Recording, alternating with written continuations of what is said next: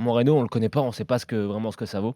Mais moi, ce qui m'ennuie, c'est que j'ai l'impression qu'il est arrivé avec en tête un système, le 4-3-3, et que là, il se rend pas compte qu'on n'est pas en début de saison, qu'il y a quand même une petite urgence. Tu arrives au mois de janvier avec un entraîneur qui est renvoyé dans une situation un peu rocambolesque. Il y a quand même des meubles à sauver, et j'ai l'impression qu'il fait passer ses idées avant le bon sens. Le Mais bon sens, pour moi, il est symbolisé par deux joueurs. Le premier, les deux joueurs sont Fabregas et Slimani. On sait que cette Bien équipe, sûr, elle fonctionnait bien avec ce duo Slimani-Ben Yedder. Comme il veut jouer en 4-3-3, il se dit t'écartes Ouais, mais je Slimani comprends pas et parce tu que risques même de son le perdre. système à la base, Et le deuxième, il a écrit un livre sur le 4-4-2, il joue en Ouais, 4-3-3. t'as raison, Keane, c'est encore plus bizarre. Et moi, le deuxième joueur qui est symbole de ça, c'est Fabregas. Parce que Fabregas, t'as l'impression qu'il le met parce qu'il est espagnol et qu'il va donner les consignes sur le terrain. Mais son milieu de terrain n'a ni queue ni tête. Mais Bakayoko, depuis quand Bakayoko, c'est une sentinelle qui peut jouer devant la défense? Il n'a pas l'intelligence de jeu, il n'a pas les qualités. C'est un bon joueur quand il joue box-to-box, qui peut se projeter. À Monaco, il était très bon avec Fabinho qui lui a assuré la sécurité défensive. Mais là, de mettre un milieu à 3 avec Bakayoko, relayeur, Fabregas, Bakayoko devant la défense, Fabregas, relayeur. T'as raison. C'est très bizarre. Je veux qu'on resserre sur. On a une info transfert à Monaco également, vous donner dans un instant. Un Bordelais va rejoindre l'AS Monaco pour 20 millions d'euros. C'est Aurélien Tchouaméni. On confirme ce soir, info RMC Sport. Slimani, les gars. Mais Slimani. Attends, je finis. Je resitue quand même l'histoire. Il arrive cet été. D'accord, international algérien, on le connaît. Il joue en Angleterre, joueur expérimenté. Il dépasse ses espérances, d'accord. Un joueur à relancer. 8 buts, 8 passes, 7 buts cette saison en jouant grosso modo 15 matchs en Ligue 1. Ça veut dire qu'il est 15 fois décisif en 15 matchs joués.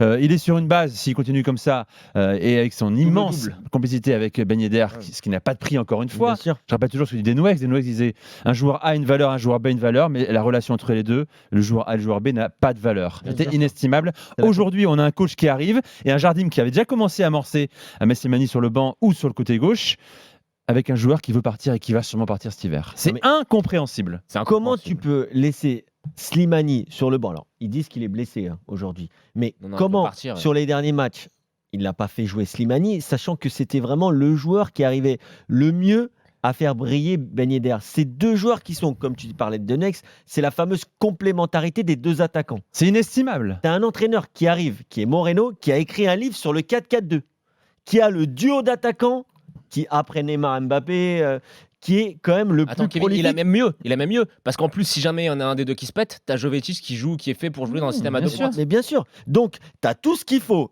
Il a écrit un livre sur le 4-4-2. Il a une des paires d'attaquants qui marche le mieux en Ligue 1, en France.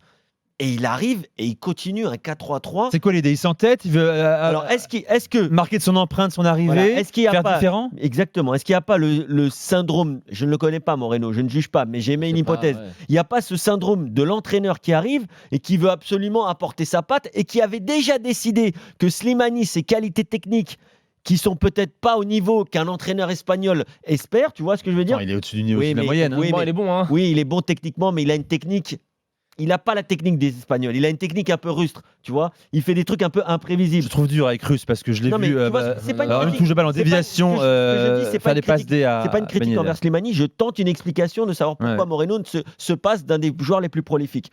Donc voilà, j'espère que c'est pas ce joueur d'entraîneur qui veut absolument apporter sa patte, quitte à détruire ce qui a déjà marqué en première partie de saison. Et le deuxième chose, moi, qui me choque, c'est encore une fois, c'est ce milieu de terrain. Mais d'où tu peux avoir l'idée de mettre Timoué Bakayoko devant la défense? Il faut arrêter avec Fabregas aussi. C'est ridicule. C'est fou. Non, mais c'est ridicule. Fabregas, comme je disais dans le RMC Foot Show avec Coach Courbis, je le disais un peu en souriant, mais je le pense. Aujourd'hui, il n'est pas milieu relayeur. Il est relayeur du message du coach pour ses partenaires. Mais même parce que tu as l'impression qu'il est passif sur le terrain. Tu même pas qu'il a un comportement de leader. Et surtout, tu as Adrien Silva sur le banc. C'est bizarre, toi. Anit, qu'est-ce que tu en penses, toi, de la mise à l'écart de Slimani et le départ probable cet hiver? Je pense que il y a une gestion, il y a une mauvaise gestion. Je pense au niveau du club. Je pense que ça, c'est sûr. Hein. Ouais, je pense que déjà il y a des choses qui sont pas claires déjà au niveau des supporters et je pense que ça l'est moins au niveau des joueurs aussi. Le problème, c'est au niveau le projet, c'est quoi à Monaco? Il y a une époque, le projet c'était de recruter des jeunes joueurs à fort potentiel pour les revendre. Donc ça c'était clair, c'était dessiné, on savait pourquoi on signe à Monaco. Là j'ai l'impression que ça a un petit peu changé. Alors on recrute des Ben Yedder, on recrute on a des prêts de Slimani. Il y a un changement. Moi j'ai l'impression que c'est pas clair. En fait c'est un peu flou à Monaco. Tu penses qu'il y a des choses derrière tout ça qui nous dépassent? Je vais te dire, Anit, ce qui se passe à Monaco. À Monaco, c'est simple. ils veulent gagner de l'argent le plus possible. Ils veulent revendre. Ils veulent gagner de l'argent. Pourquoi ils font venir des joueurs qui vont pas forcément être bankable? Parce qu'ils veulent finir le plus haut possible au classement pour pouvoir avoir le plus de droits télé. Encore une fois, l'argent. Ou laisse-moi finir, Jonathan. Ou alors pouvoir revendre le plus cher possible parce que tu as fini le plus haut possible. Mais non, mais voilà. Ce qu'il veut, arrêter de croire qu'ils ont quelque intérêt que ce soit sur le sportif. Ils veulent revendre le plus cher possible. La situation, on la connaît, la situation des propriétaires vis-à-vis de Monaco. On sait qu'il y a eu pas mal de promesses qui n'ont pas été tenues de part et d'autre. On sait qu'il y a eu des problèmes avec la justice. C'est bon, pour lui, c'est terminé. Le club est en vente. Personne ne veut le dire clairement parce qu'il faut qu'il y ait une déclaration sociale. Non, mais tout le monde le sait. Le club est en vente. Ribolovlev n'investira plus. Et là, maintenant, ce qu'il veut, c'est, comme tu l'as dit, finir le plus haut possible pour les droits télé. Mais c'est tout. Il faut passer à autre chose. Merci, Anit. Je vous en prie. Mais en tout cas, il y a pas mal quand même d'investissements quand même sur Monaco. Donc, quand même. C'est paradoxal. Chouameni, les gars, 20 millions d'euros qui va sûrement arriver cet hiver de Bordeaux. 20 millions d'euros pour un gamin de 19 ans, voilà, pour le revendre.